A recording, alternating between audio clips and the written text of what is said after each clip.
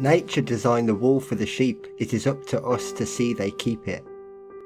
This is the tale of handsome James, good at lessons, keen on games, who took his ma's well-meant advice, and donned his woolies in a trice. Those undies tickled Jimmy's tum, but still he liked to please his mum. Because she thought, as many do, without wool he'd get colds or the flu. No one had told our Jimmy's mammy that wool makes skin all soft and clammy, and holds the sweat against the skin, stopping fresh air from getting in. Perspiration we ought to say, but it wouldn't fit anyway. So out into the world James went, on fame and fortune firmly bent, and started with a shopping session. He aimed to make a good impression. He asked for wool in every shop, and dressed in it from toe to top, and thus arrayed he faced the world. But ere this banner he'd unfurled, the folly on him began to creep, of wearing stuff designed for sheep.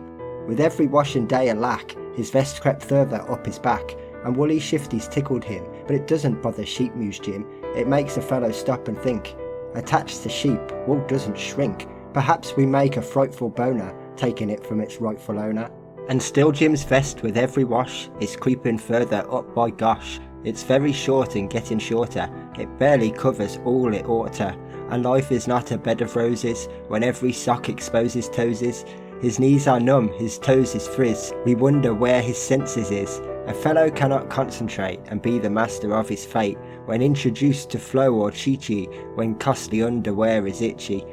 Poor Jim has suffered quite enough. Tell him there's vastly better stuff, and man-made fibres mixed with cotton will stop him feeling quite so rotten.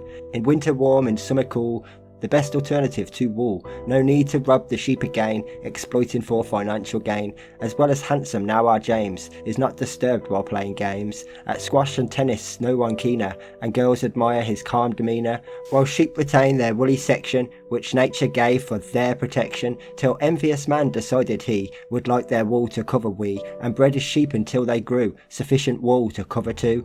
Then saying his sheep looked much too hot, produced his shears and took the lot.